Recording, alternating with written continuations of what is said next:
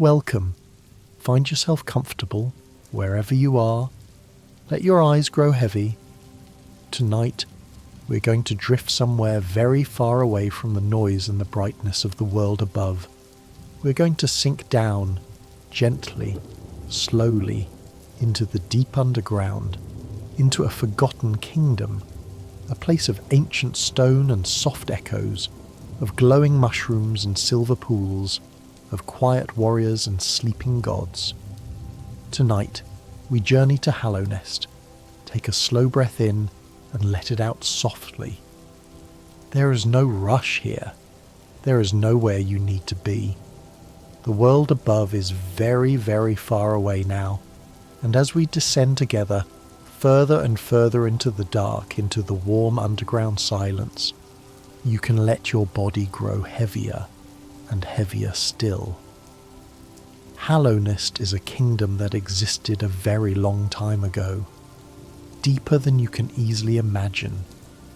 Beneath the dirt and the roots and the stone, beneath the memory of sunlight, there was a civilization, a true kingdom with streets and towers and lanterns and laws, a place where small creatures lived full lives, where they traded and studied and argued and rested, a place where the light of a king touched the minds of every living thing and made them something more than they had been before. But Hallownest is silent now, and that is all right, because in its silence there is something beautiful. In its empty streets and its dimming lights, there is a story, many stories really, hundreds of them, woven together like threads in the darkness. So let us gather them up gently, one by one, and carry them with us as we drift towards sleep. You are very comfortable now. Your breathing is slow and even. The sounds of the world outside are growing softer and softer. And somewhere very deep below you, in the dark, a small forgotten kingdom waits patiently. We have all the time we need. Hallownest is an underground kingdom. You reach it by travelling through a ruined town called Dirtmouth, a small windswept place at the mouth of a great well that descends deep into the earth. The buildings of Dirtmouth are old and mostly empty. A few souls still linger there. A wandering innkeeper, a couple of travellers drawn by old curiosity or older habit to this forgotten place at the edge of the known world. Dirtmouth sits on the rim of a vast tunnel system that descends deep, deep into the earth, and at the bottom of that descent, Hallownest begins. It begins with what the old maps call the Forgotten Crossroads. The crossroads are exactly what the name suggests. A place where roads once met and travellers once walked freely. Old stone bridges, carved archways, tunnels that branch and wind in every direction. Once, these passages would have been filled with the movement of small lives, beetles and grubs and mantises and moths, all going about their days beneath the warm light of glowing lanterns. Now the crossroads are quiet. The stones are old. Some paths lead to infection, that strange orange light that pulses in dark corners and spreads a kind of dreamlike madness to anything it touches. But we will come to the infection in time. For now, just let the image settle gently in your mind. Ancient stone, curved tunnels, the soft drip of water somewhere far below. From the crossroads, paths branch outward in many directions, like the roots of some vast sleeping creature. To the west lies Greenpath, and Greenpath is beautiful, even in its current state, even with the infections spreading at its edges and the battles that have taken place in its clearings. Greenpath is a genuinely beautiful place. The stone walls are covered in thick moss. Pale green light filters through leaves and vines that have grown without restraint for who knows how long. Small acid lakes shimmer with a gentle blue-green glow. The sounds of rustling and soft movement echo through the long corridors. Somewhere very deep in Greenpath, beneath the moss and the roots and the layers of quiet years, an ancient being sleeps. Her name is Un. She is vast and old and patient, and the vegetation of Greenpath seems to grow from her stillness, as if the whole area is dreaming in the warmth of her presence. Un has not moved in a very long time, and she's entirely at peace with that. There is a particular feeling in Greenpath that you find in very few places. The feeling of being inside something that is breathing. Not quickly, not urgently, just slowly, over and over. The long, patient respiration of something ancient and content. To the south and east of Greenpath lies Fog Canyon, a drifting misty place where pale fog fills the air between stalactites and jellyfish-like creatures drift in slow, aimless circles. It is quiet in a distinctive way. The fog muffles sound. The shapes in it are never quite clear. Somewhere deep within Fog Canyon sits the Teacher's Archives, a vast salt-preserved library and research chamber where the knowledge of the kingdom was collected and organised. Further south, below Fog Canyon, lies the fungal wastes, a warm, damp place where mushrooms grow as tall as buildings and spores drift through the air like lazy snow. The fungal creatures who live there are passive in their way, slow and round and a little strange. Their world is soft and dim and pleasantly odd. Directly north of the crossroads, the ground rises toward Crystal Peak. Crystal Peak is cold and bright. The crystals there grew over thousands of years, slowly in the deep dark. They are pale and clear and remarkable, and they catch any available light and scatter it in long, slow beams that cross the caverns like the laziest possible sunlight. Miners once worked in Crystal Peak. Their tools are still there. Their forges are cold now, but the crystals are as lovely as they ever were, growing quietly in the silence the miners left behind. To the south lies the kingdom's beating heart, the City of Tears. It is always raining in the City of Tears, always. A great cistern above the city channels water down through hidden mechanisms, and it falls constantly, softly, through the streets and over the rooftops and down the carved stone channels along every boulevard. The sound of it never stops. It is one of the most distinctive things about the city, that constant gentle percussion of rain on old stone. The City of Tears was the capital of Hallownest. Its towers are tall and elegant. Its architecture speaks of ambition and care and pride. The builders of this city believed in beauty as a practical matter.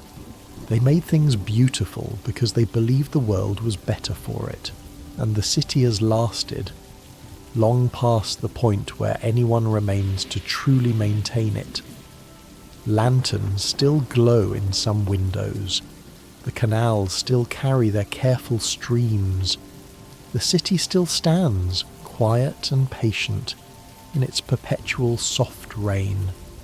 There is something deeply comforting about that, in a melancholy sort of way.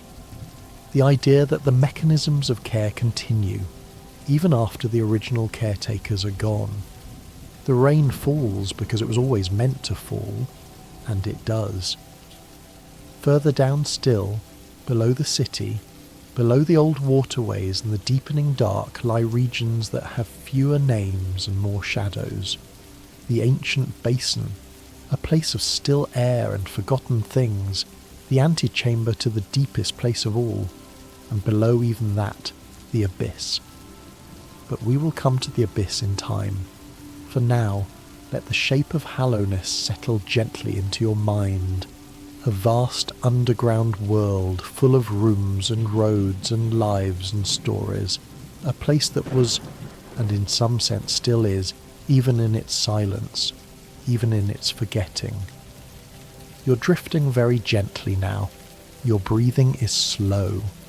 The weight of the day is beginning to lift away, slowly, like fog burning off in the early morning, and the world of Hallownest glows softly in the dark below. Hallownest did not always exist. Before the kingdom, there was something else. Or rather, there were several things. Several layers of something, each one older than the last, each one sitting beneath the next like the strata of old stone. There was the earth itself, deep and old and patient. The tunnels and caves that would one day become Hallownest's streets and plazas were there long before any hand carved them into their final shapes. Water had moved through them for uncounted ages. Stone had settled and shifted and settled again. The dark had pooled in certain places with a particular depth and stillness that had no name yet, because nothing had yet arrived that could give names to things. There were the creatures who lived in those caves, simple lives, grubs and beetles and moths and spiders, living as animals live, by instinct and sensation, without the weight of thought, without names for things, without the peculiar burden and gift of knowing that you exist. They ate and slept and moved through the dark with the grace of creatures who have never questioned their existence. And there was the light. Two kinds of light, really, though in the oldest days only one of them made itself known. The first light was hers. She has many names in the stories of Hallownest, though most of those names came later, when others were trying to describe something that had existed long before description. The simplest name for her is the Radiance. She was a being of pure, brilliant light, ancient, powerful, terrible and beautiful in the way that all genuinely ancient things are terrible and beautiful. Before the Pale King came, before the kingdom, before names and laws and roads and lanterns, the Radiance was there, and she was worshipped. Primarily by the moth tribe, the delicate winged creatures who gathered in her light and built their lives entirely around her warmth. They did not worship her the way later civilizations worship distant gods. She was present to them. She was real. Her light touched their dreams and spoke in the warmth behind their closed eyes. The moths were devoted entirely to her, and for a long time, the arrangement worked. The caves were silent except for the sound of wings, and somewhere in the depths, the Radiance burned with an ancient and private light, and the moths loved her. But then something new arrived. A worm. Worms are ancient creatures in Hallownest's cosmology. Vast serpentine things that carry something of the world's first nature within them. This particular worm had been wandering for a very long time.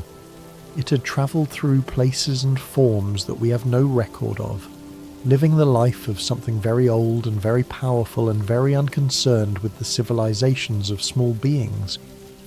But when this worm came to these particular caves, something changed. The worm shed its ancient form. It is difficult to describe what that process means exactly. The worm died in a sense, but dying is perhaps the wrong word for what happens when something very old voluntarily surrenders a form it has carried for ages beyond counting. What rose from that shedding was something new, something that took the shape of a pale regal being, a king, or at least something that would become a king. This was the Pale King, and with his arrival the Age of Hallownest truly began. Breathe slowly now. Let the image of that pale light, that ancient transformation, drift softly through your mind. In some old cavern far below, a king is being born from the remains of something older. The world will never be quite the same. The Pale King was not merely a ruler, he was a source of light, a different kind of light from the radiance's blazing brilliance.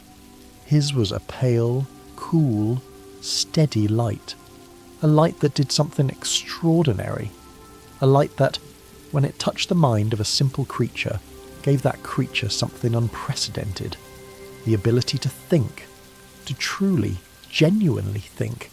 The grubs and beetles and moths and mantises and fungi and spiders who lived in the ancient caves, when the pale king's light reached them, something opened in them.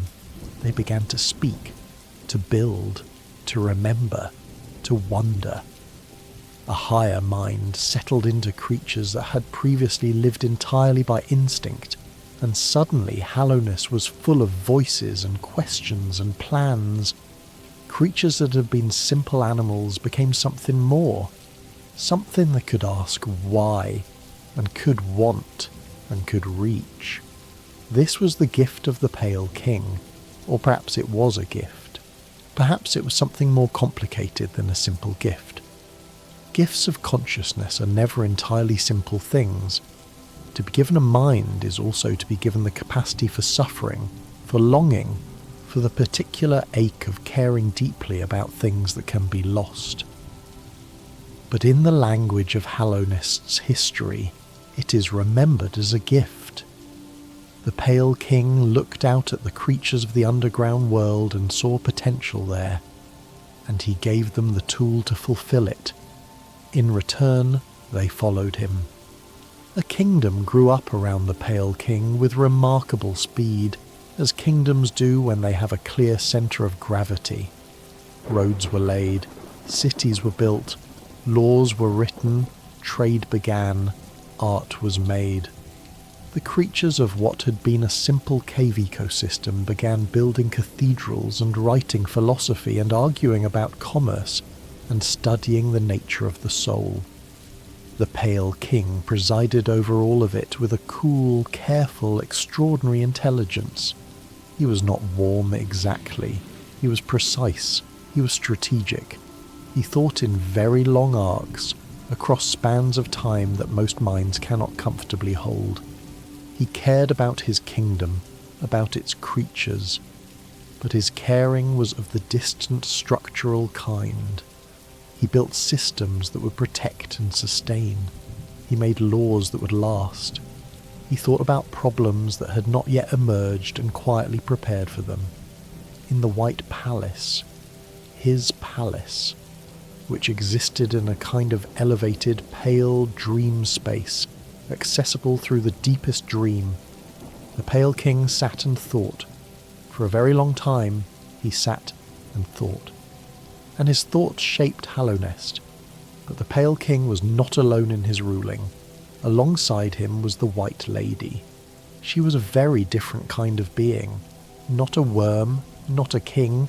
She was a pale root, an ancient plant being of extraordinary gentleness and depth. Where the Pale King was precise and distant, the White Lady was warm and present. She listened. She grew roots into the world around her and felt what was there. She understood things not by analysing them, but by growing around them, by becoming adjacent to them and letting their nature press into her. The Pale King and the White Lady were partners, complements, two different kinds of being who found in each other something neither could provide alone. Together they produced the king's soul, a charm of extraordinary power that represented the union of their natures. The pale light and the gentle root wound together into something sacred and complete. In the deep underground of Queen's Gardens, even now, the White Lady still sleeps. Her roots have grown into the earth around her chamber over the long years. The palace that once surrounded her has been overtaken by thorns and vines, but she remains vast, quiet, occasionally still willing to speak to travellers who find their way through the thorns to her. She misses her husband. That is perhaps the simplest and saddest thing about the White Lady. She made choices she did not entirely believe in for the sake of Hallownest. She gave her participation to plans whose full cost she understood. She sleeps in her garden in the quiet, and she waits without quite knowing what she's waiting for. Let your mind rest on that image for a moment. A vast, gentle being in a garden full of thorns, sleeping in the stillness, with patience so ancient it has become indistinguishable from peace. That is one of the truest things about Hallownest. So much of it is the patience of creatures who have outlasted the things they were waiting for.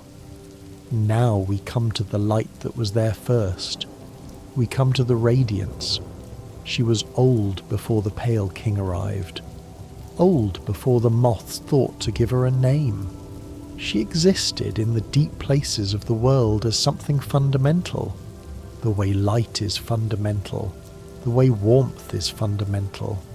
The moths gathered in her radiance because it is the nature of moths to be drawn to light. And she allowed them to be drawn to her because she was the kind of being who needed to be known. That is the most important thing to understand about the radiance. She needed to be known, to be remembered, to be felt in the minds of those who looked upon her. When the Pale King came and gave the creatures of the underground a higher mind, something began to shift throughout the kingdom. As the new civilization grew, as roads were built and laws were written and minds filled with practical things, the old wordless devotion to the ancient blazing light in the deep began to fade. Gradually, imperceptibly, tribe by tribe, creature by creature, the radiance was forgotten. All except the moths. The moths clung to her longest. They were the most devoted, the most deeply woven into the fabric of her light, and so they were the very last to let go. The seer, who is the last of the moth tribe, speaks of this directly. Her people, she says, were the last to forget the radiance. They held on long after all the others had turned away. And because of that deeper devotion, when they finally did forget, the loss was harder. They were the last to forget her, and because of that they were the most haunted by the forgetting. The radiance felt all of this. Can you imagine what it would feel like to be forgotten? Not to be disliked, not to be rejected, but simply to fade from the minds of those who had gathered around you for as long as memory goes, the slow dimming of attention, the quiet turning away of faces that had always before been turned toward you. The radiance felt it as a kind of dying. She had existed for so long as something bright and recognized and held in the minds of her worshippers that to be forgotten was unbearable to her. It was not rage at first, or at least not only rage.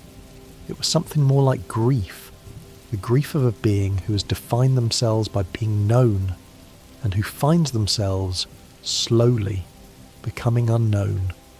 But grief, when it has nowhere to go, and when it belongs to a being of immense ancient power. Grief can become other things. The radiance did not accept her forgetting. Instead, she turned her attention inward, down into the dream spaces that connected all minds, down into the sleeping thoughts of every creature in Hallownest, and she began to reach upward through those dreams, not as the warm, beloved light she had once been, but as something feverish and burning and relentless. The infection began as a dream, orange light in the dark, a warmth behind the eyes that was too warm, too insistent, too bright to be natural. A feeling of something calling from very far away, calling with an intensity that would not be refused. Bugs who were touched by the infection at first simply seemed distracted, distant, as if listening to a sound no one else could hear. Their eyes took on a faint orange glow, like embers. They stopped responding to those around them. They moved through the world like sleepwalkers, drawn by something only they could sense. As the infection spread further, things became worse. The infected lost themselves entirely. They were full of the Radiance's light, full of her anguish and her need to be known. But there was no room left in them for their own thoughts, their own names, their own lives. They moved and struck and wandered, their bodies animated by something that was not them. The Pale King saw this, and he began to think with all the long, cold, strategic precision he possessed about what to do. The solution he arrived at was extraordinary, and it was terrible. Let that settle for a moment. The image of that ancient light spreading through the dark, finding its way into the dreams of sleeping creatures. The radiance, aching to be remembered, not understanding how to be remembered gently. Orange light in the cracks of stone. The sound of a city going quiet, one voice at a time, and somewhere in his white palace, the Pale King, thinking. You cannot fight a dream with weapons. The Pale King understood this. The infection was not something you could cut or burn or push back with armies. It moved through the spaces between minds, through the connections that sleeping creatures made when their guard was down. It was the Radiance's reach, extended through every dream in Hallownest. To stop it, you needed something that could hold it, something that could contain the Radiance's attention, absorb her reach, give her somewhere to burn that was not the minds of Hallownest's people. You needed a vessel. But what kind of vessel could contain something as vast and ancient and hungry as the Radiance? Not a vessel of flesh and thought. Any being with a mind of its own would eventually break under the weight of what it was being asked to hold. The Radiance needed to find cracks, and every thinking mind has cracks. Every dreaming soul has a door that can be pushed open, given enough time and enough pressure. The vessel needed to be empty, truly, completely, fundamentally empty. No mind, no will, no voice, no dreams, a shape that held nothing, and could therefore hold everything the Radiance threw at it without being broken by it. A container so completely without inner life that the Radiance could burn in it like fire in a stone hearth, contained, unable to spread.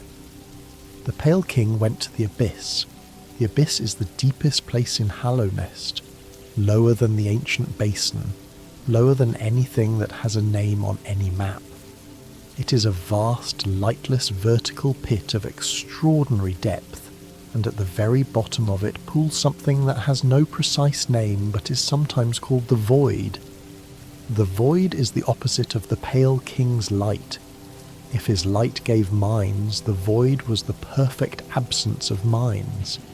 If his light created consciousness, the Void was the darkness before consciousness. Ancient, silent, profound. If the Radiance was all blazing remembrance, the Void was total, unbothered forgetting. From this Void at the bottom of the Abyss, vessels could be made. The Pale King and the White Lady were the source of each vessel's life, their essence going into the making, though the substance the vessels were made of came entirely from the darkness below. They emerge from the blackness at the abyss's bottom as small pale beings, silent, mask-faced.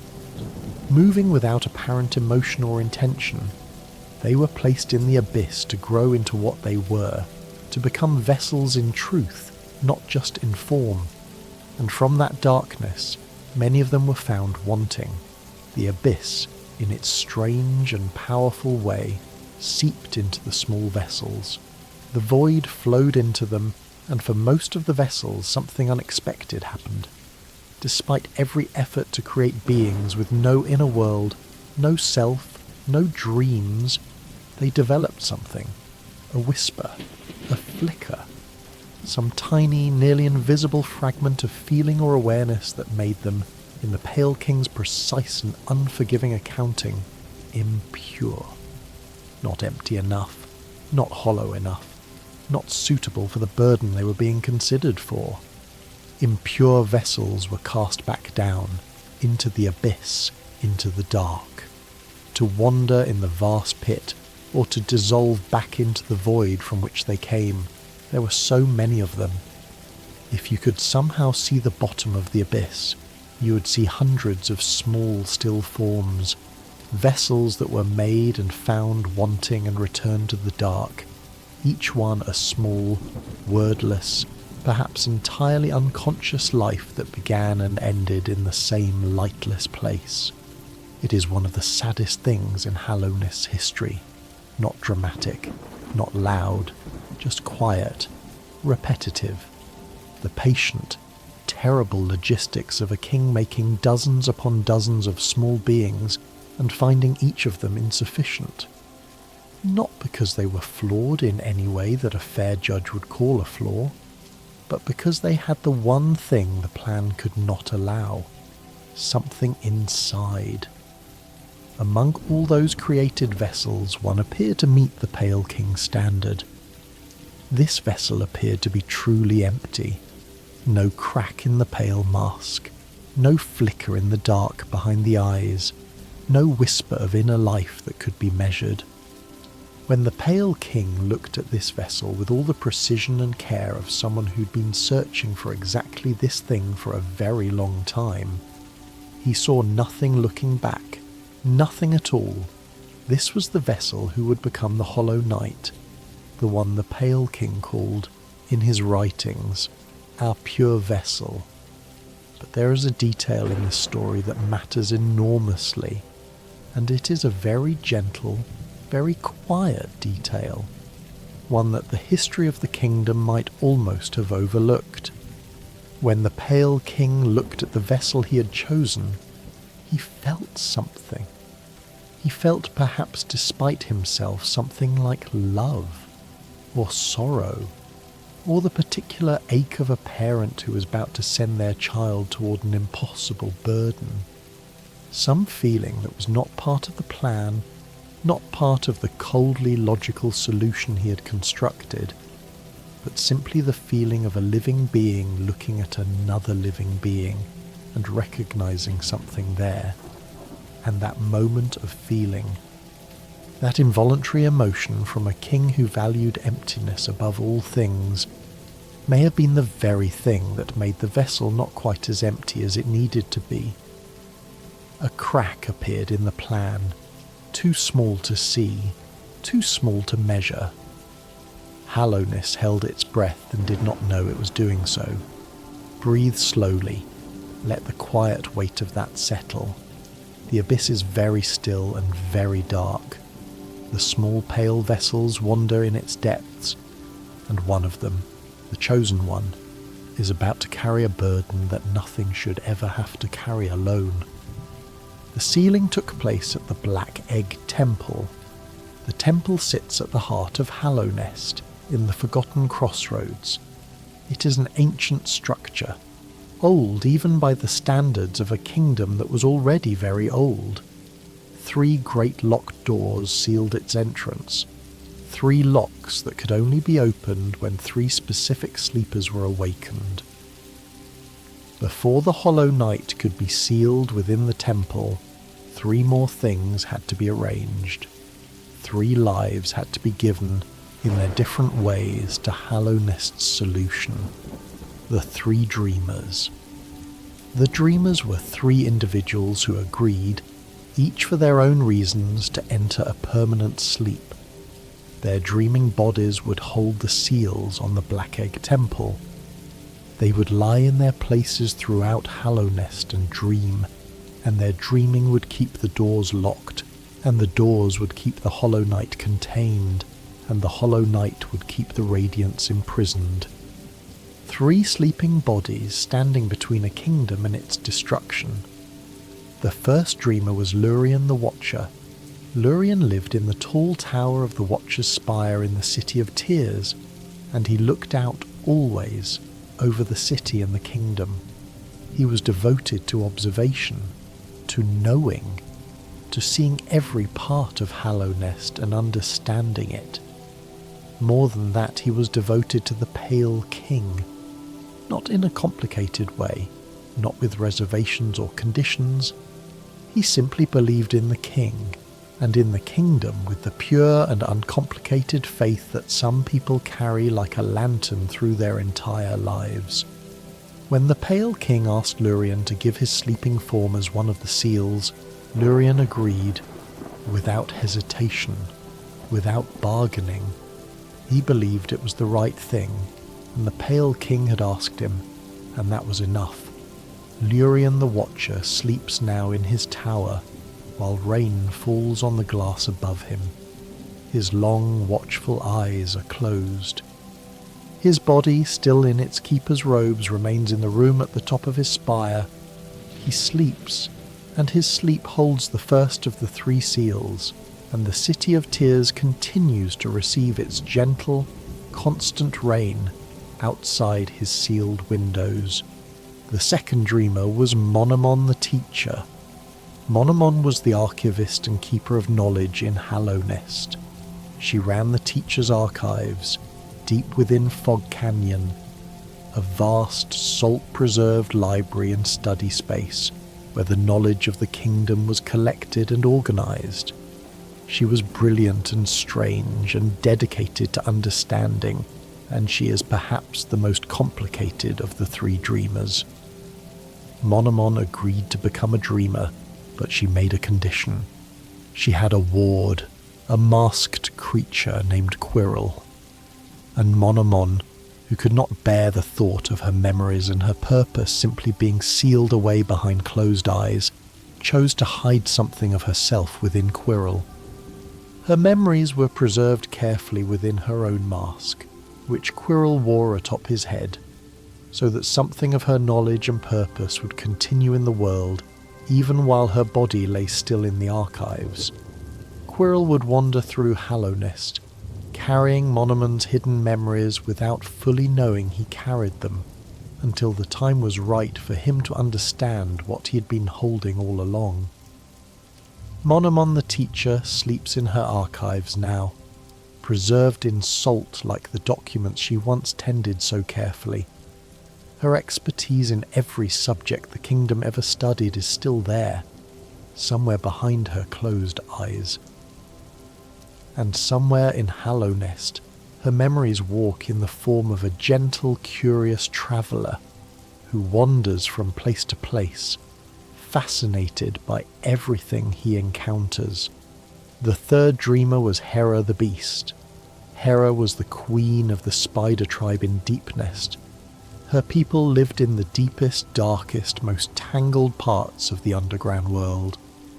They were feared by most of Hallownest's citizens. Strange and fast and powerful, the denizens of Deepnest were not creatures that most bugs chose to encounter voluntarily.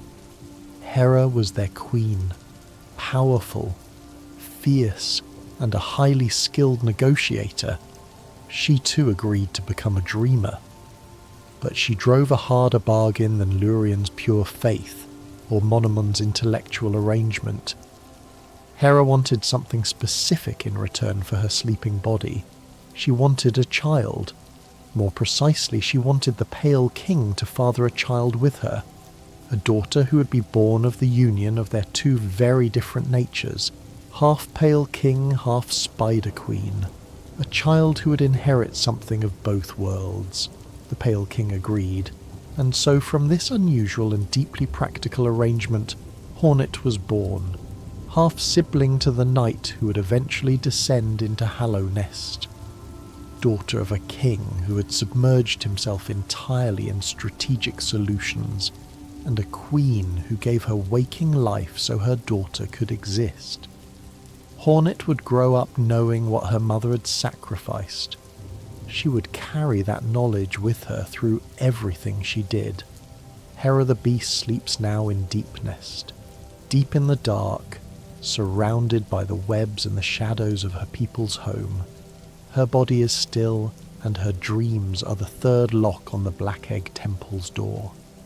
In some distant garden full of thorns, her daughter trains and protects and carries the weight of being who she is. 3 sleepers, 3 locks, 1 vessel, 1 sealed god. For a very long time the arrangement held. The infection did not disappear. The radiance contained within the hollow night continued to strain against her prison, but the strain was manageable. Hallownest continued. The city reigned, the mushrooms grew, the crystals sparkled, and the moths dreamed their careful dreams. But the hollow night was not entirely empty. The crack was always there. The radiance found it. Not quickly, not all at once, but with the patience of a god who has infinite time and nothing else to occupy it. She found the crack, and she worked at it, and she worked at it, and eventually the crack let the light through. The infection began to spread again, and Hallownest began, slowly, to fall apart. Let that image drift through your mind as you grow heavier. A sleeping kingdom, slowly dimming. 3 sleepers holding their quiet vigil. A single crack, so small it was nearly invisible, and the burning light that found it in the end. Before we continue the larger story, let us rest here for a while with some of the quieter stories, the stories of individuals, because Hallownest was not only its grand history, it was also the lives of the people in it, the ones who served, the ones who stayed. The Pale King did not rule alone in the practical day-to-day sense. He had champions, warriors who had proven themselves in service of the kingdom. These were the Great Knights, 5 individuals of extraordinary skill who stood as the most honoured defenders of Hallownest. 5 knights, 5 stories, all of them tinged with that particular melancholy that seems to attach itself to every life lived in Hallownest's long arc. The first of the Great Knights was Dryar. Dryar was perhaps the most loyal of the 5 in the cleanest, most uncomplicated sense. She fought alongside the Pale King with an unwavering dedication that had nothing of performance or ambition in it. She simply believed in what Hallownest was and what it stood for, and she put her considerable skill entirely in the service of that belief. Her records are sparse in the way that the records of very reliable people often are. She was always where she needed to be. She never had to be found or convinced or encouraged. She simply was there, always, a steady presence at the kingdom's side. The second Great Knight was Hegemol. Among all the Great Knights, Hegemol was known for one unusual quality above all others. Hegemol slept, deeply and often, in the way of a being whose vast reserves of strength did not need constant maintaining. Their great shell, the legendary armour they wore, became famous in its own right, and in the long hours of Hegemol's sleeping that armour was stolen. Not by a warrior seeking glory and not with any permission, by a maggot. One of the weakest, most frightened creatures in all of Hallownest. Driven by desperation, the small creature climbed inside the massive shell, hoping that the terrifying armour would protect it and its siblings from the ruined world outside. There is something quietly heartbreaking about that. The shell of a great knight, worn on a pair of frightened shoulders, hiding a small life trying desperately to survive. Hegemol sleeping, the maggot hiding, the kingdom falling apart around both of them. The third Great Knight was Zima.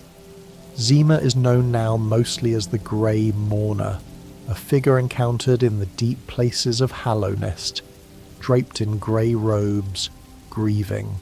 Zima was apparently sensitive, in the way that certain very capable people are sensitive, feeling things deeply and carrying those feelings carefully, never letting them spill carelessly.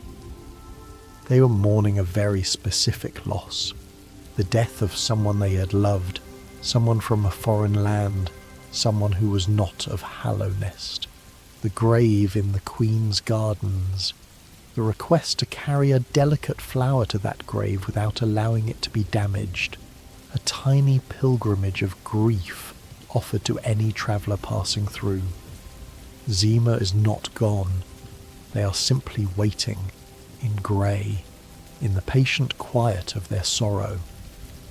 There is something very dignified about that waiting, the choice to stay near the grief rather than to flee it. The fourth great knight was Ogrim, the Dung Defender. There is, in Ogrim's story, a quality that Hallownest's history often has, the quality of someone who simply kept going. Ogrim was devoted, deeply, genuinely devoted to the Pale King and to Hallownest, where others perhaps questioned or withdrew, or found themselves unmoored by the kingdom's long decline. Ogrim kept faith, he kept his post, he kept protecting, he's still there, in the royal waterways below the City of Tears, still guarding, still devoted, and the joy Ogrim takes in company, the delight he shows when a traveller finds their way into his domain, is one of the more purely warm things in all of Hallownest. He has been there a very long time, he has missed people, and when someone arrives he is simply genuinely glad, not performatively glad, not politely glad, glad in the way of someone who has been waiting a long time for company and could not pretend otherwise even if they tried. The fifth great knight was Isma. Isma guarded a passage through the waterways and the waters of her grove to the east of the kingdom. She was devoted to the natural order, connected to the ancient waterways and to Un's vast sleeping presence below. Isma's grove carries her magic still. She granted acid immunity to those she trusted, and even now, long after Isma herself has passed, her grove still holds something of what she put into it, a protection waiting to be found by travellers who make their way to her quiet place. 5 nights, 5 stories, all of them filtered now through the long silence of Hallownest's decline, but each of them carrying something worth remembering. Let them drift through your mind softly. Dria's steady loyalty, Hegemal's stolen shell, Zima's patient grief, Ogrim's enduring joy, Isma's gentle protection. These are good things to carry into sleep. Hallownest was full of individual lives, and many of them were extraordinary in their quiet way.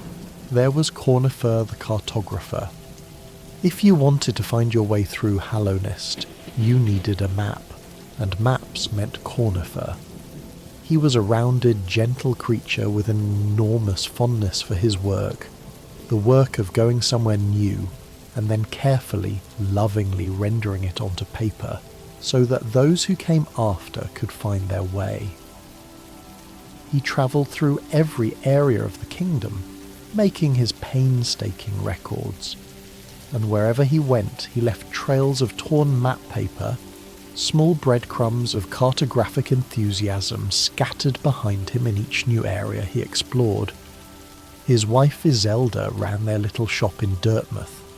She waited for him there with the specific patience of someone who's been waiting for a long time and has made peace with the waiting. She loved him. She worried about him in the quiet way of someone who has chosen not to make their worry a burden on the person they worry about.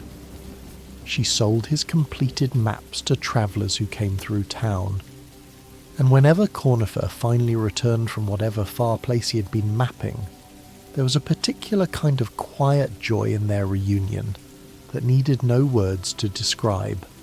Cornifer mapped Hallownest because he genuinely loved it, not its history or its politics or its grand narratives, just the shape of it, the rooms and the tunnels and the connections between places.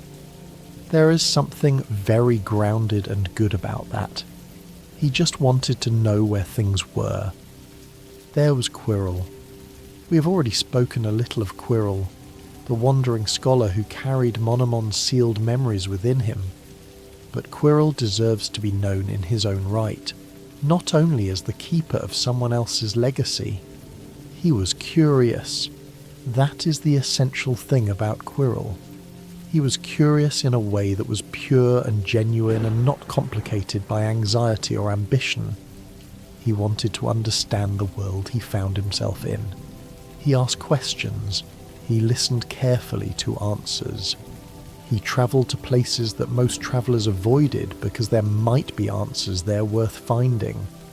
Quirrell's journey through Hallownest was one of gradual revelation. He followed a pull he did not fully understand. Drawn toward the teacher's archives, toward Monomon's sealed form, toward the answers that had been hidden inside him for so long.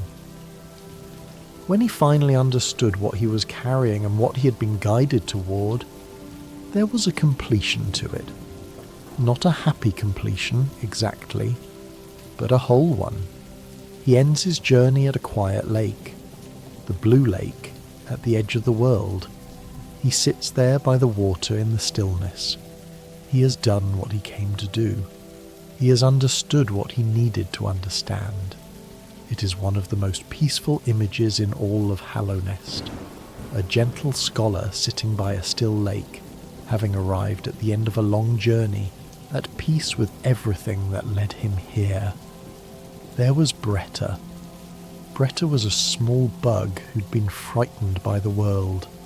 She was hiding in a barrel in the fungal wastes when travellers might find her, trembling, uncertain, having retreated from a world that had overwhelmed her.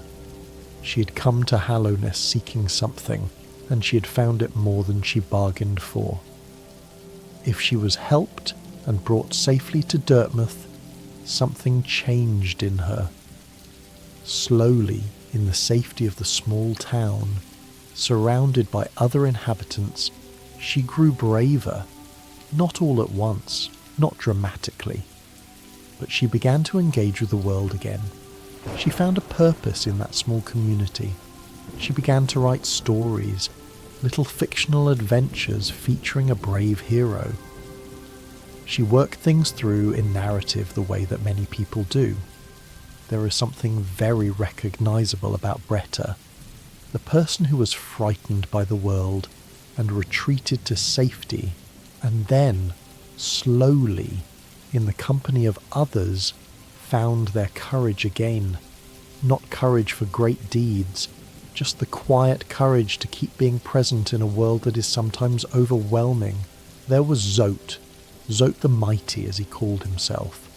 Zote, who was encountered in various states of peril throughout Hallownest, trapped in the grip of large creatures, in exactly the sort of situations his assessment of his own abilities had apparently not led him to anticipate correctly. He spoke constantly of his great power and his extraordinary precepts. He had 57 precepts. He would inform anyone who asked, and quite a few who did not ask. He had come to Hallownest on a quest like many others. His quest had not gone entirely as planned, but he persisted. He survived. He wandered. He spoke. There is something quietly funny and also quietly understandable about Zote. He needed to believe he was mighty. He had constructed an elaborate architecture of self-mythology because the alternative, a small, unremarkable creature alone in a very large and dangerous kingdom, was too much to sit with comfortably. His precepts and his grand declarations were the story he told himself to keep going. Most of us have a version of that story. Most of us need it to some degree or another. There was the Grub Father. Deep in the forgotten crossroads lived the Grub Father, a large round creature who was waiting. He had lost his grubs, hundreds of them, scattered throughout Hallownest, trapped in glass bottles by Well, by curiosity, or cruelty, or perhaps simply by the indifferent chance of a kingdom falling apart around small, vulnerable things. He could not find them. He could not reach them. He sat in the dark and he waited. When a traveller found the grubs and freed them, when they came home, one by one, to the warmth of the grub father's burrow, there was something beautiful about that. The slow return, the growing number of small cheerful grubs, the quiet joy of the old creature who'd been waiting in the dark for each of them. The grub father's happiness when his grubs came home is one of the most uncomplicated good feelings in Hallownest. No law complications, no tragic underpinning. Just a parent and their children, reunited in the warmth of the familiar. Let those images drift softly. The cartographer and his maps, the scholar by the lake, the frightened creature finding courage, the grubs coming home, small lives, small joys, small sorrows, the texture of a world, not just its grand story. Let us wander now. Let us move through the spaces of Hallownest slowly, like water finding its level in old stone. Dartmouth is a wind-bitten place. The wind comes through often, carrying dust and old smells and the particular feeling of a place that has outlasted its purpose, but hasn't yet admitted it. The buildings here are simple and weathered. There is a well at the centre of town that descends into the earth with a darkness so complete it swallows any light you drop into it. There is a bench here and there where tired travellers can rest. The town has a quality of being almost but not quite abandoned. As if it could not quite make up its mind whether it was done or not. There is something peaceful about that ambivalence. Dartmouth does not insist on anything.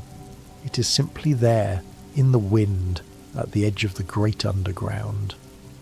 The descent begins with King's Pass, a relatively simple series of tunnels, pale and cold, spores drifting in whatever slight air movement comes from above, the kind of place that feels transitional, neither here nor there but between things, going somewhere. And then the forgotten crossroads opens up. The crossroads have a quality of echoing emptiness. Once these paths were travelled constantly. Now your footsteps are among the very few.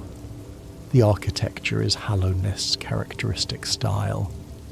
Careful stonework, carved doorways, lanterns that still glow with some ancient stored light that has not quite run out. Benches of shell and stone at irregular intervals, symbols of the pale king's influence visible in the patterns on the walls, laid in with the confidence of a civilization that expected them to mean something for a very long time. The infection has reached here too. In certain corridors the orange light pulses rhythmically, like slow breathing, like something alive. It is not frightening in a loud way. It is simply there. A reminder that the world has changed, that something has been lost, that the kingdom is in a state that its builders would not have intended. Greenpath is entered through a passage to the west that gradually changes in character as you travel through it. The stone becomes greener. Moss spreads across every surface. Roots begin to appear in the walls, thick and pale, growing down from above as if searching for something below. The air becomes damper, cooler, greener smelling in a way that is very distinct from the mineral smell of most of the underground, and then you emerge into Greenpath proper. Great caverns with walls covered entirely in thick green growth, vines as thick as roads hanging from ceilings that are lost in shadow far above, acid lakes that glow with a blue-green light, completely still, reflecting the vegetation above them with perfect fidelity. Deep in Greenpath, There is a path that descends into the most ancient part of the area, the place closest to where Un sleeps. The air there feels different, heavier with moisture, warmer with something that might be breath. If something vast enough to warm an entire corridor with its breathing were sleeping somewhere below, there are pale flowers on the walls, ancient symbols carved in stone, worn nearly smooth by the years. Un has been sleeping there for a very long time. She does not need anything from you. She is simply resting, in the earth, in the warmth, in the deep and patient way of a being who has lived long enough that sleep and waking are not particularly different things. Her existence is the ground, and the ground is her existence. There is a specific kind of peace that comes from being near something very large and very old and very still. Beyond Greenpath, Fog Canyon drifts in quiet mist. The fog hangs in the air there in slow, heavy curtains. The jellyfish-like creatures that drift through it move without urgency, without purpose, carried along by the same gentle currents that carry the fog. The Teacher's Archive sits deep within Fog Canyon, sealed and salt-preserved, filled with the collected knowledge of a civilization that is no longer around to read it. The fungal wastes are warm and strange. The mushrooms here grow to extraordinary sizes. Some of them are taller than many of Hallownest's buildings. Their caps overlap overhead, creating a living ceiling that filters what little light comes through it into a soft, diffuse warmth. The spores they emit float through the air constantly, and in the available light they catch and drift like very slow, very gentle snow falling upward. The mantis village sits at the deeper edge of the wastes. The mantises are proud. They are warrior proud, in the specific way of cultures that have built their entire identity around combat skill and the concept of honour. They do not trade with the world very much. They keep to themselves and maintain their traditions and their practice, and they face whatever challenges come to them on their own terms. The Mantis Lords, the 3 leaders of the tribe, are among the most dignified beings in all of Hallownest. When the infection came, the Mantis tribe did not fall to it. They resisted through sheer force of discipline and pride, an infection that spreads through weakness, and opening found nothing to grip in creatures who had spent their entire lives closing every opening. When a warrior proved themselves worthy of respect in the Mantis village, the lords would step aside and grant passage, not enthusiastically, not warmly, but with the specific, cool acknowledgement that proud warriors extend to other warriors who have genuinely earned it. The City of Tears. We come back to it, because we must. The rain. The sound of the rain in the City of Tears is the sound of a promise being kept without anyone left to keep it to. The mechanisms that channel water down from the great cistern above still work. They will probably work for a very long time after everyone who built them is gone. The rain falls on streets that no longer need to be kept clean. It fills canals that no longer need to move commerce. It flows down carved channels with the patient, purposeless thoroughness of water that does not know what it was for, only what it does. The city's towers are beautiful in the rain. Wet stone has a quality of depth and richness that dry stone doesn't. The architecture of the City of Tears, the tall arched windows, the carved facades, the elegant bridges over the central canal, is the architecture of a civilization that believed in beauty as a practical matter. The soul sanctum stands in the northern part of the city. This is where Hallownest's most ambitious scholars came to study the nature of soul, the fundamental energy that animates living things and can, with enough understanding, be directed and shaped and wielded. The soul sanctum was a place of intense, focused study. The kind of study that can tip, if not carefully managed, from understanding into obsession. The soul master who ran the sanctum crossed that line. He became something that was not quite himself anymore. He hoarded soul with a compulsion that had stopped being rational. Even now the sanctum carries the quality of that hoarding. Sealed rooms, locked mechanisms, but there is still beauty in it. The tall windows look out over the city. The rain falls past them. Below the city, the royal waterways carry the water that the city no longer needs to manage. It is a damp, trickling place. The sound of water moving through stone channels is constant. The light is sparse, but it is not ugly. There is a functional beauty to the waterways, in the way of all well-engineered things. The channels are precise. The water goes where it is intended to go. And here, amid the water and the stone, is where Ilgrim keeps his post, still devoted, still glad to see anyone who comes. The ancient basin is quiet in a specific way, a deep, still quiet. The architecture here is different from the rest of Hallownest, older, more austere. It feels like a place that was always meant to be passed through rather than inhabited. A threshold, an antechamber, and below the basin, the abyss. The walls go down so far that they are lost in darkness long before the bottom comes into view, and in the darkness, movement, small, pale forms, the discarded vessels wandering in the dark, moving without apparent purpose or destination. They've been there for a very long time. At the very bottom, the void pools, black, still, absolute. The void does not threaten.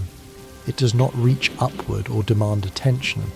It is simply there, in the deepest possible place, being what it is.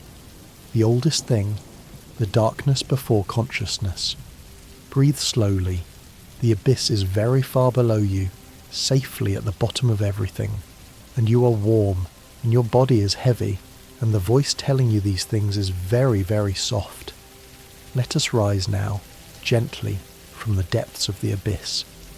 Let us float upward, slowly, through the layers of Hallownest, past the basin, and past the city, and through the crossroads, to a place that sits like a pause in the middle of the world, the resting grounds.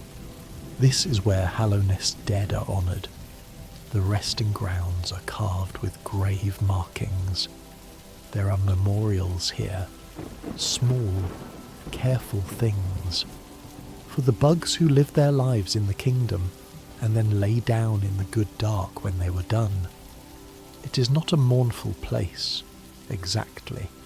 It is a quiet place, a place that knows what it is for and is at peace with that purpose. Pale butterflies drift through the resting grounds. Soft light comes from somewhere that is not obviously a source. The air here is cooler and lighter than in most of Hallownest. In the resting grounds, a very old being waits. She's called the Seer, and she's the last of the moth tribe. The moths were the Radiance's most devoted worshippers. They built their culture around her light, their dreams around her presence, their sense of identity around the fact that they were hers.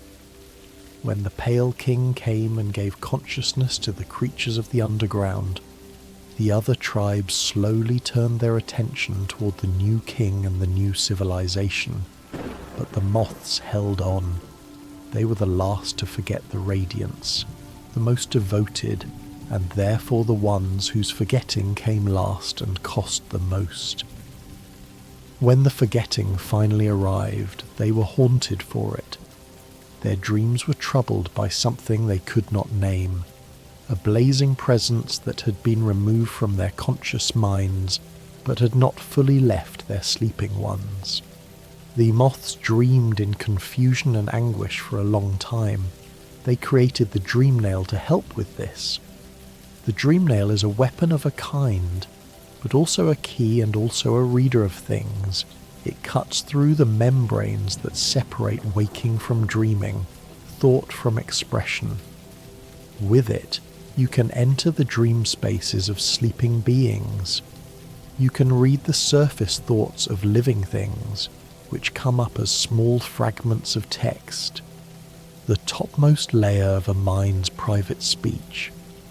The moth tribe created this artifact to cut through the troubled dreams that plagued them, to find the source of the haunting, perhaps to understand it, perhaps to finally make peace with it.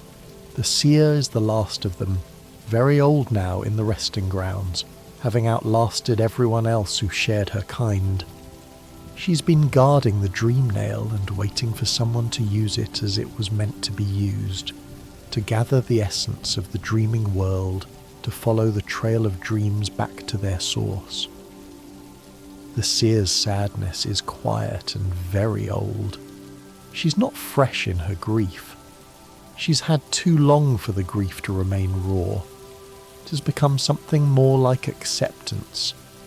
The acceptance of someone who has lived long enough to understand that the thing they were waiting for was always going to arrive later than they hoped, and that the waiting was simply part of the task. When enough essence has been gathered and returned to her, something happens to the seer, something that is, in the context of Hallownest's often heavy history, genuinely beautiful. She transforms. Her old body, worn thin by centuries of waiting, lifts away from her, and what rises from it is light. Her body's final act is to become luminous, to dissolve into a burst of soft, outward-spreading radiance that is nothing like the radiance's burning hunger.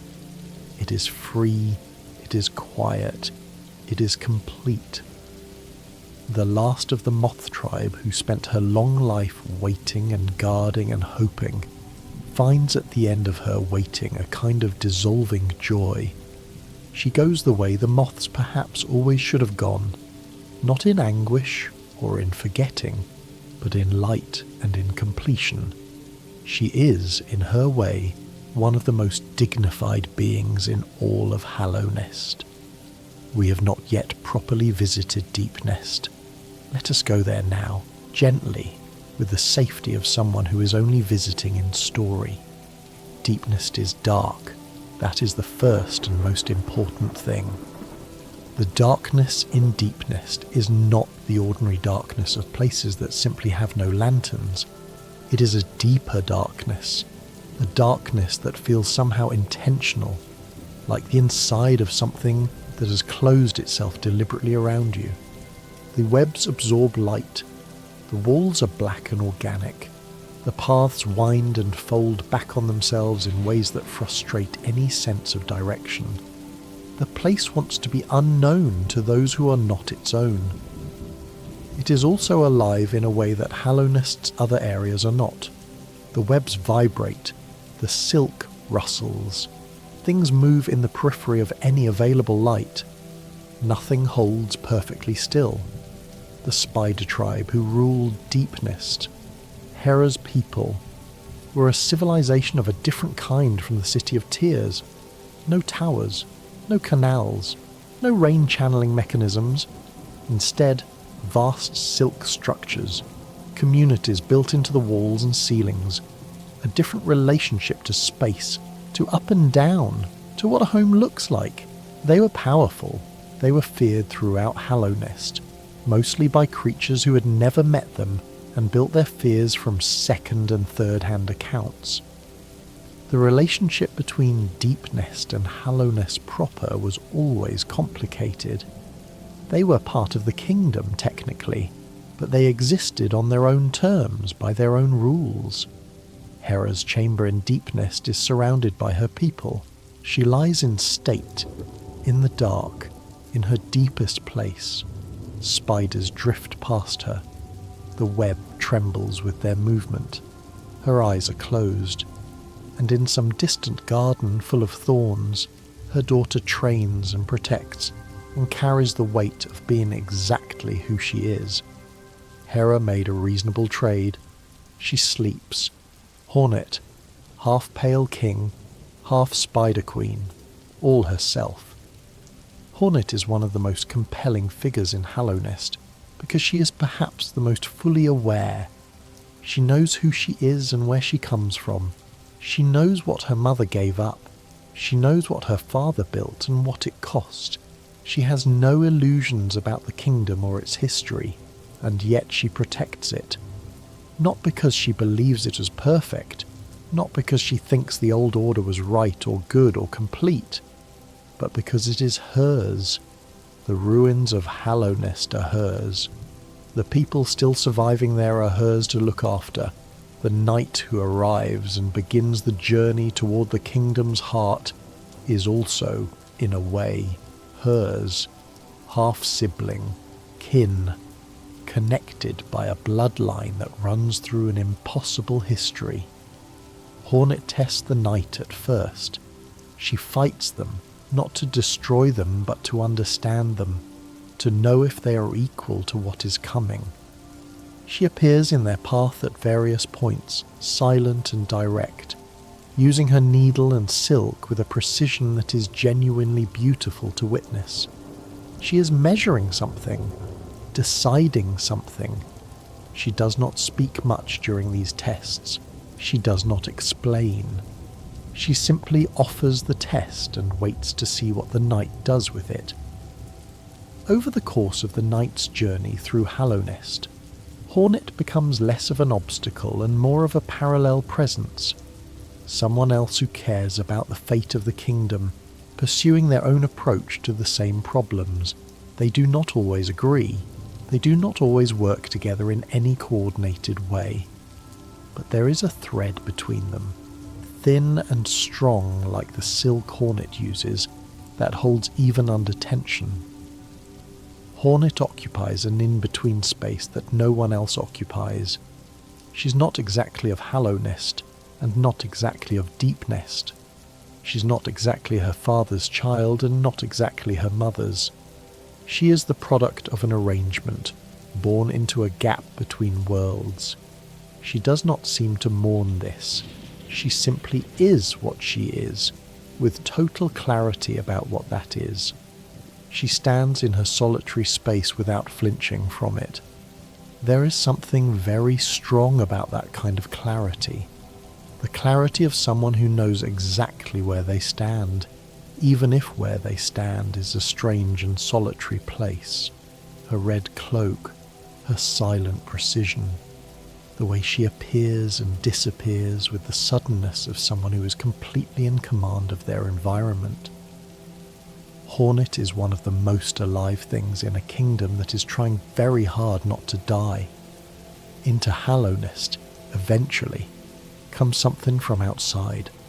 Something that has nothing to do with the Pale King or the Radiance or the infection or the long history of the kingdom's making. Something older, perhaps, or simply different. Something from a different kind of story. The Grimm Troupe arrives. A tent appears in Dirtmouth, red and dramatically pitched, with a strange dark flame burning at its entrance. Inside, performers move through complex, deliberate tasks.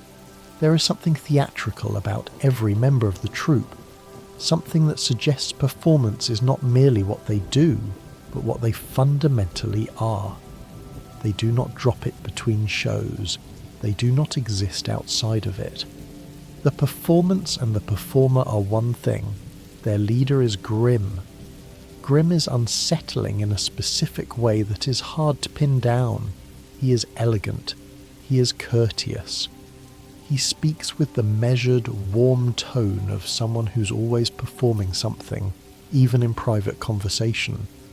He has red eyes and wings the colour of old blood, and a presence that fills a room in the way that very particular people fill rooms. Not through intimidation exactly, but through a kind of significance that is hard to look away from. The troupe's purpose in Hallownest is part of a ritual. The Nightmares ritual is an ancient cycle. Grimm travels between dying kingdoms, collecting the nightmare flames that those places hold within them.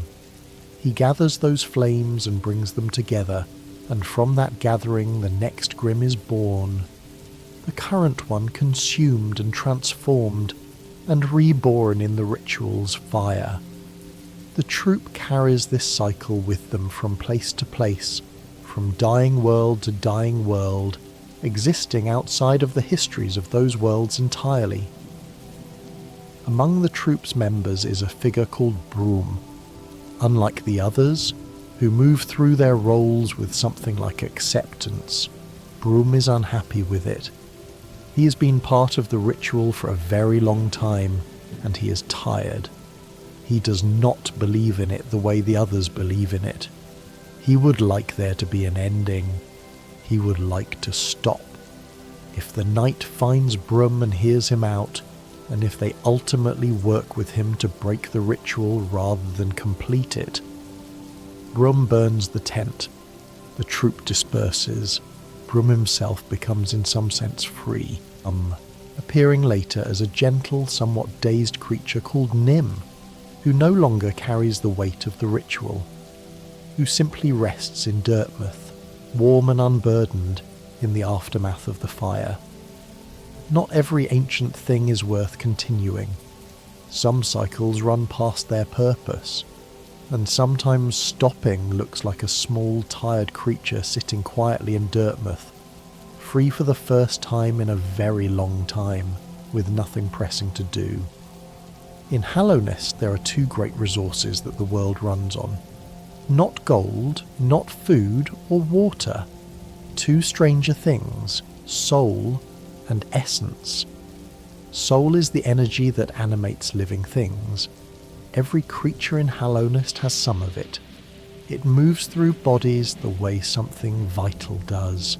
Invisible but present, the hum beneath the surface of existence. Bugs who strike each other release soul into the air. Soul can be gathered and directed, used for healing, for the great spells that Hallownest scholars developed over time. The Soul Sanctum was built around the study and collection of soul, and the study of soul is fundamentally the study of what life is, what animates the body, what leaves when the body dies. The scholars of the Sanctum were asking the deepest questions in their way, even as their leader allowed the asking to become something else. Essence is different from soul. It is the substance of dreams, the material of the inner world. Where soul is the energy of the body, essence is the energy of the mind in its sleeping state. Essence lingers in places where dreams have been dreamed for a very long time. It collects in the whispering roots that grow through areas of the kingdom, pulsing with soft light, offering themselves to the dream nail's harvest. The dream realm itself has textures and qualities worth noting. It is not simply a dark space where sleeping things wander. It has specific character. The White Palace, which exists in a dream state of its own, is extraordinary in its whiteness. Everything pale and perfect and geometric, every surface immaculate. The architecture of a very orderly mind made physical. The traps in the White Palace still work. They were designed exquisitely. They do not know that there is no longer any purpose in their running. They simply run. The Pale King's throne room sits at the heart of the palace. He sat there and thought his long thoughts and made his long plans. His strategies spanned generations. His solutions were implemented over centuries. He looked at Hallownest and saw a system, and he spent his existence optimizing the system. The fact that the system failed, that the vessel he chose was not quite as empty as he believed, that the feeling he could not suppress became the flaw that undid the creation. This is the tragedy of the Pale King. He was brilliant. He was strategic. He thought of everything. except the one thing that could not be thought of in advance: the feeling. The White Palace still exists in its dream space, largely intact. Its mechanisms still work. It runs itself with perfect empty efficiency, the way a very good machine runs long after anyone needs it to. The White Palace is perfect, and it is empty, and perhaps that is the most honest statement about the Pale King's reign that could be made. Throughout Hallownest, the dream remnants of fallen warriors still exist in the spaces accessible through the dream nail. These are called warrior dreams. Each one is a fragment of a life, a portion of a being who has passed and whose essence lingers in the world because something in them has not yet resolved. They exist in small pockets of dream space scattered throughout the kingdom. There is Gorb in the Howling Cliffs, a being who believed in transcendence, who had his own theories about the nature of self and the direction it should go. He's still there, still gesturing toward his vision.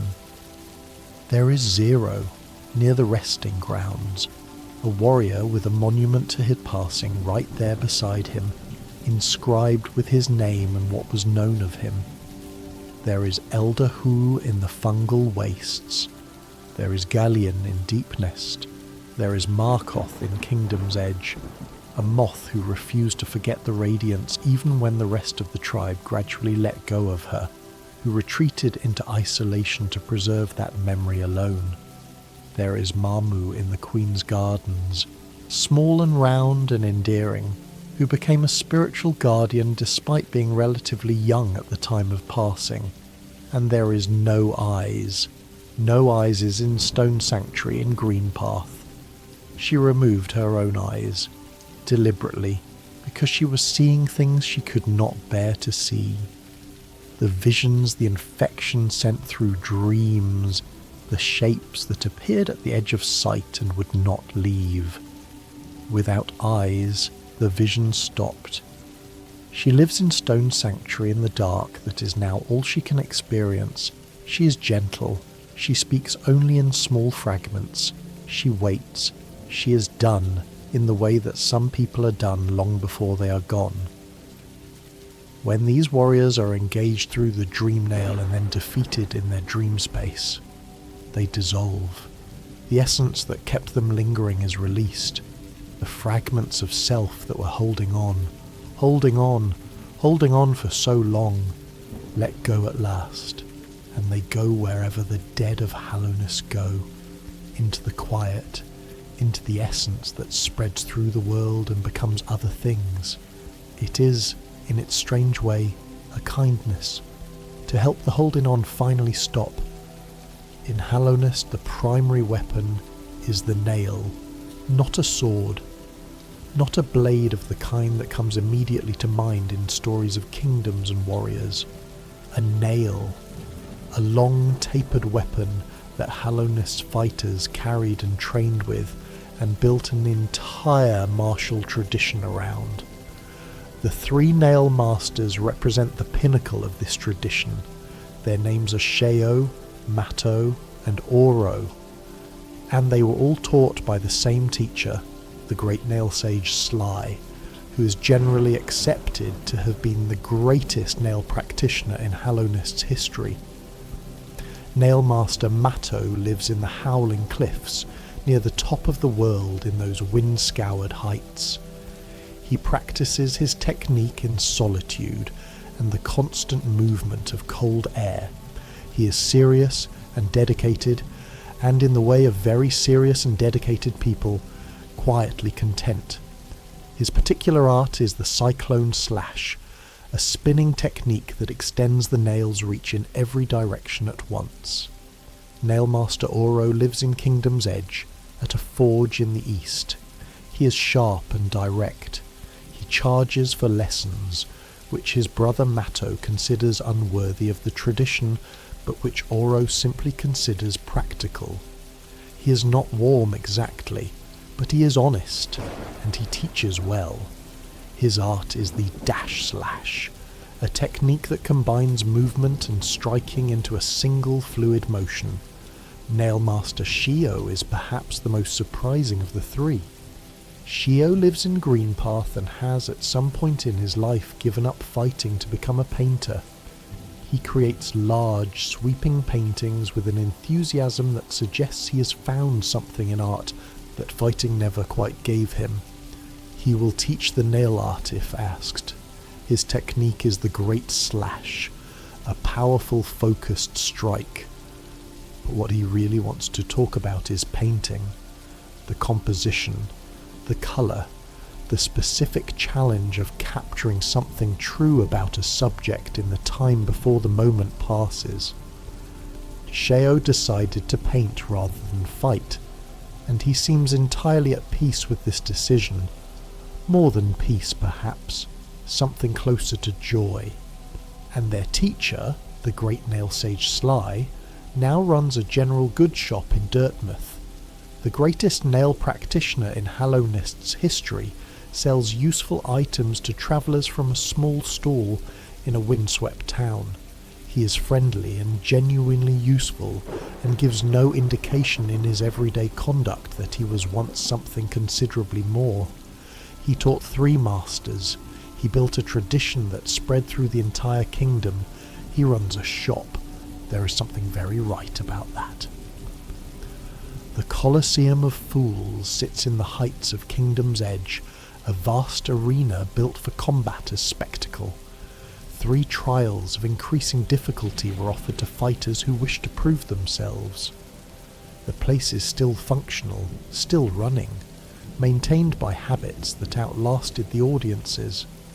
Little Fool manages the Colosseum now.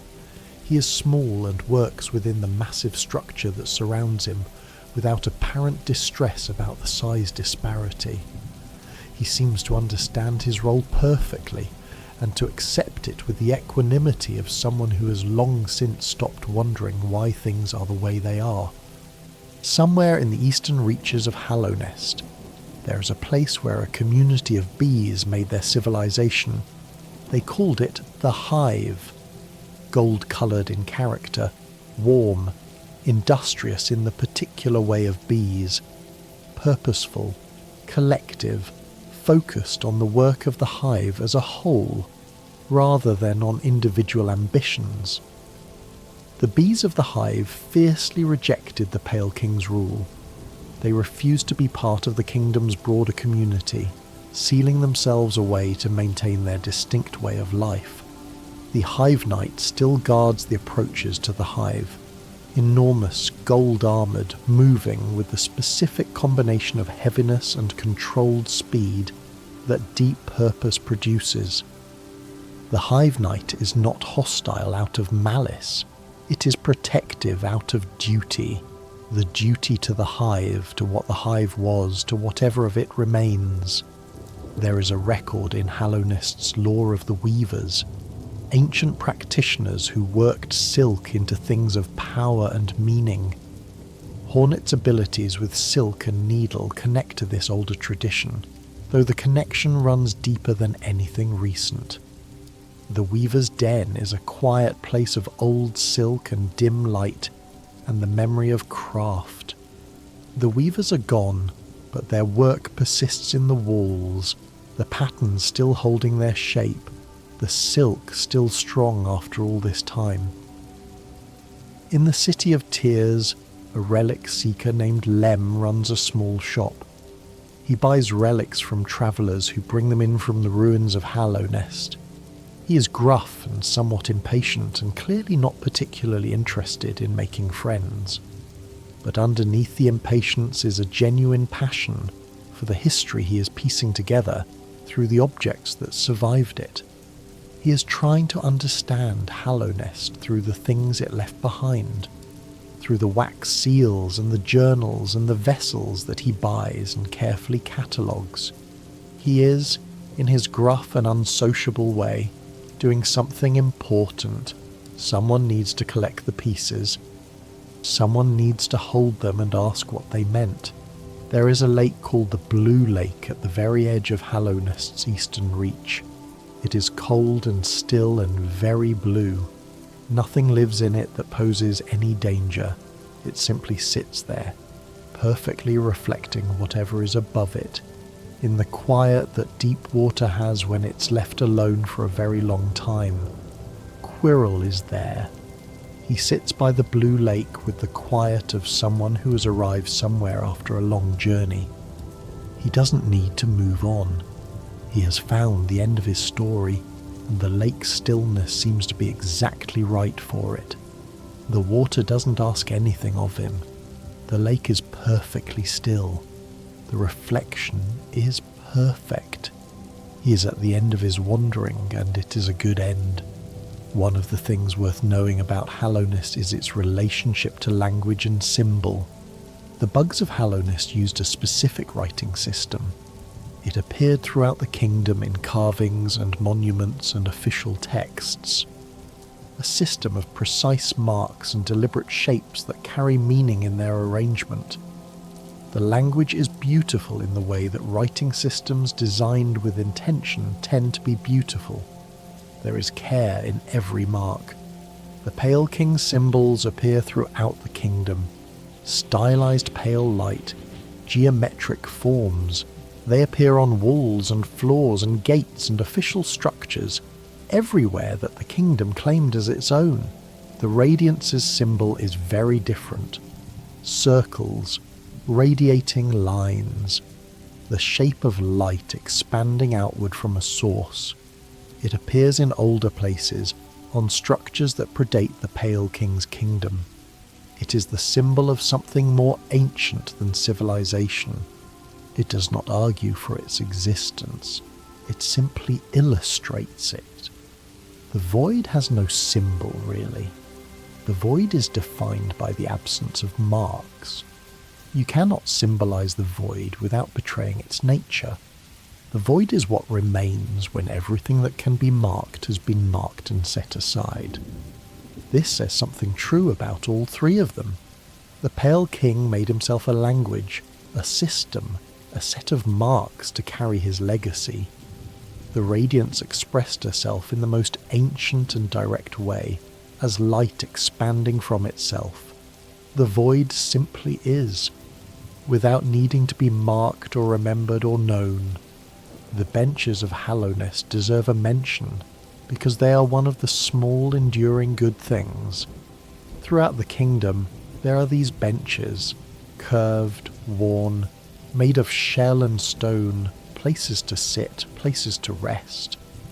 They are everywhere, in the most practical and mundane way, as if whoever designed Hallownest understood that the creatures living in it would get tired, as if they built the world with the expectation of weariness and provided for it. The benches of Hallownest are the kingdom's acknowledgement that living things get tired. That rest is not failure. That stopping is sometimes exactly the right thing to do. That is a kind thing to build into a world. All stories come eventually to their endings, and Hallownest's story has several. This is perhaps one of the most unusual things about Hallownest's history. Not that it ends, but that it ends in multiple ways, and each way is true in its own fashion. There is the ending in which the knight descends to the Black Egg Temple and confronts the Hollow Knight. The two vessels meet, and the Hollow Knight, weakened by its long imprisonment and the cracking of its seal, reaches inward and pulls the knight into itself. They are sealed together inside the black egg, the knight absorbed into the vessel, both of them now carrying the burden, a new seal made from what remains. Hallownest is preserved for another age, another seal, another long silence. This is an ending of continuation, of sacrifice. The logic of Hallownest's design, honoured once more by someone willing to take up the burden. It is not a happy ending exactly, but it is a faithful one.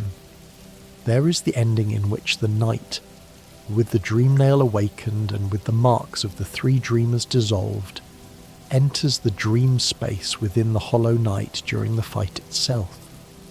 And there, in the dream realm that the Radiance has been inhabiting for all the years of her imprisonment, the night fights her.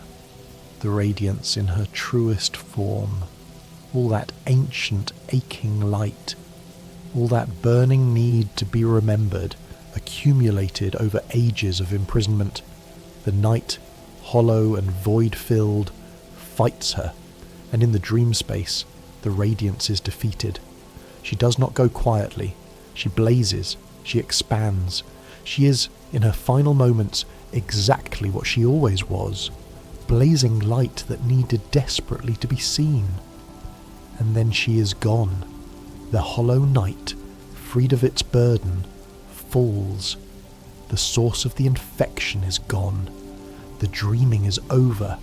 Whatever comes next for the creatures who remain, they will not be haunted by an ancient light's refusal to be forgotten. And then there is the ending that goes further still, in which the night, having carried the void heart within them, the king soul transformed by its time in the abyss into something darker and more fundamental, allows the void itself to rise, the primordial darkness, the ancient opposite of light. The light that burned so long against the dark is finally, fully absorbed. The void rises, and the light is swallowed, and what happens after is left beautifully open. The void is not good or evil. It is ancient and fundamental. Its emergence is neither promise nor threat. It simply is, as it always was, at the bottom of everything, patient beyond any calculation. None of these endings is wrong. None of them is the only true ending. They are different facets of the same story, a story about light and dark and sacrifice, and the costs of trying to preserve what cannot be preserved, about the things we create to solve our problems and what those created things feel, quietly, in the dark, when no one is watching, about the crack in everything that lets the light in, or perhaps sometimes lets the dark out. Hallownest is full of charms, small magical items that can be equipped and worn, each one carrying something of who made them and why. The shaman stone amplifies spells. It connects to the shamanic tradition in Hallownest, the practitioners who worked with soul in ways that were less academic than the Soul Sanctum's approach and more intuitive, more bodily. The Grub Song charm received from the Grub Father grants soul when the night is injured. It is a gift from a parent who has been helped, a protection given in the form that a Grub Father can give it. The King Soul is the most significant charm in Hallownest, a charm made of two halves. One half is left in the White Palace, the other is held by the White Lady in Queen's Gardens, passed to those who are worthy of completing it. To hold both halves of the King Soul is to hold something of the union between the Pale King and the White Lady. The charm hums with a pale, gentle light. It was made from love, or whatever the Pale King and the White Lady had together that functioned as love. It is not a weapon. It is a memory, a record of connection. When the King Soul is taken into the abyss and the void interacts with it, something extraordinary happens. The void transforms the King Soul entirely, and from that transformation the void heart is born. Not a combination of two things, but a complete change of one thing into something deeper and more fundamental. The union of the pale light and the deep dark resolved into darkness. Throughout Hallownest, the bodies of former city guards still move, infected, hollowed, still wearing their helmets and carrying their weapons, still pacing their ancient routes. They do not know the city has fallen, but the routines persist in the muscle memory of their animate but mindless bodies. They pace, they guard. They have been guarding for years beyond their capacity to understand, because the pattern of guarding is all that is left in them. There is something very sad about that. Not a dramatic sadness, just the quiet sadness of seeing a routine persist past the point where it means anything. In Crystal Peak, small creatures made partially of crystal move through the tunnels. The crystal grows on them the way crystal grows on everything in that area. Slowly, inexorably, over time. Some of the crystal crawlers are almost entirely crystalline, still moving, still alive, in whatever sense they are alive. The crystal does not seem to bother them. They are just there, in the sparkling dark, growing slowly more crystalline, entirely unconcerned. The dreamers, in their long sleep, presumably dream. What do the dreamers dream about? Lurian probably dreams of watching, of looking out over the city in its prime, the streets full of movement, the rain falling the same as it always fell, the lights in every window. Of being the one who sees and keeps the record of what is seen. Monomon probably dreams of libraries, vast, perfectly organised libraries with no end to their stacks. And in the dream she walks through them, finding exactly what she needs, understanding everything with perfect clarity.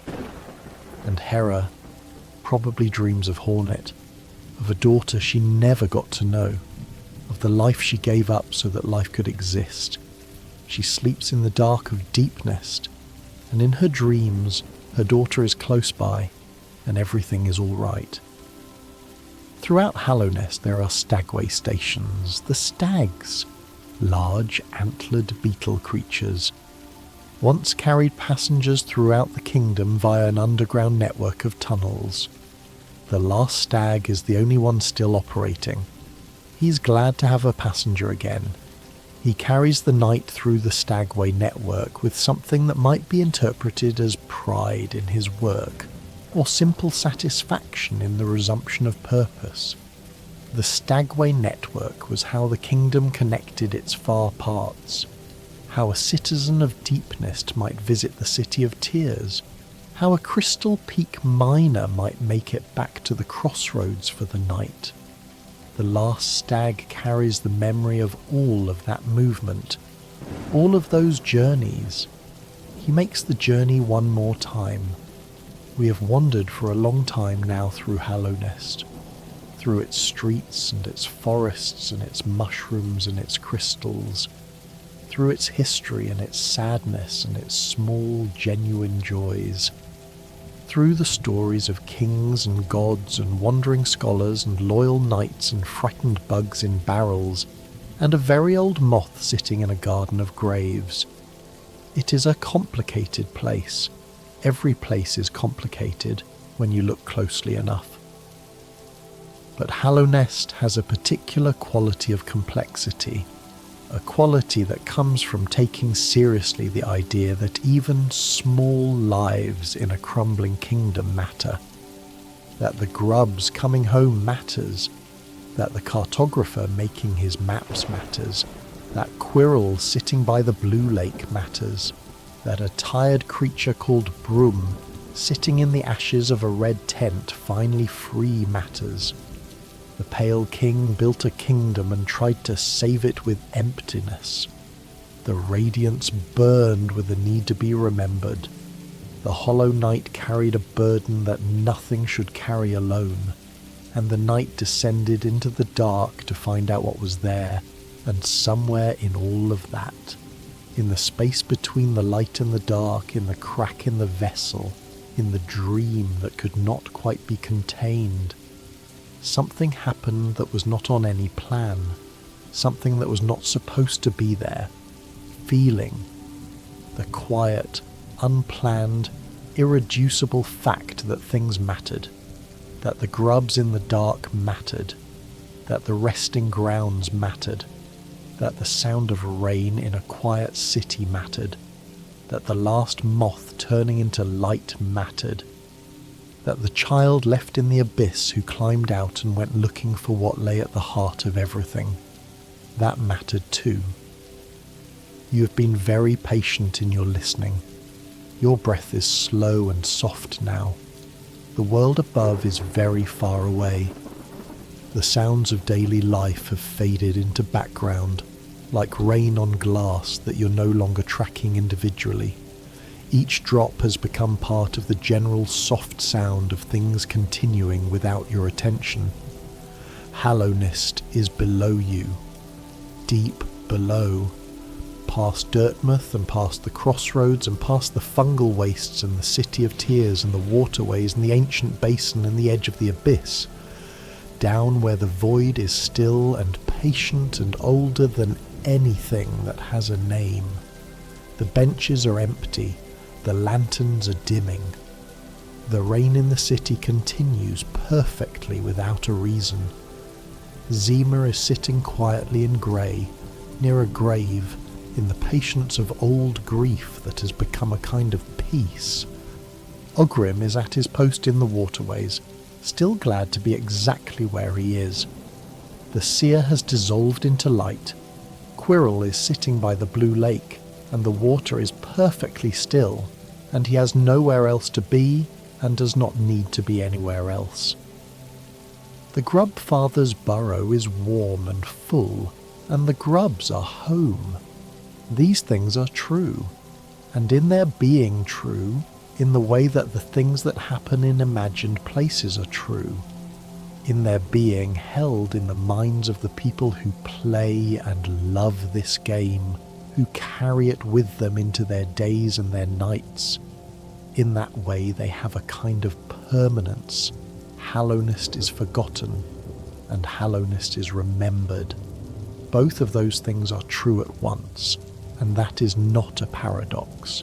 That is simply the nature of things. Forgetting and remembering coexist all the time, in every sleeping mind, in every night that passes and every morning that follows it.